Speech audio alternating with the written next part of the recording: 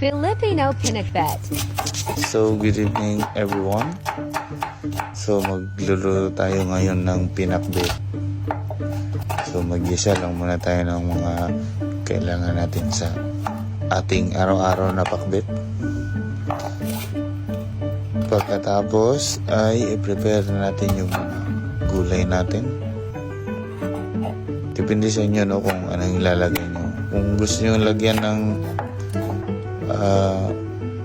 ampalaya, pwede din. Pero hindi ko makain yung isang kasama ko sa bahay, kaya hindi ko na nilagyan ng ampalaya. So next is isa lang natin, tapos lagyan ng beef, timplahan, toyo, tapos i-halo natin yung gulay. Una natin yung kalabasa at saka okra para mas mabilis. Pagkatapos ay ilagay na natin yung natirang gulay. Mix lang, timpla, magic sarap, tsaka sukal, yun.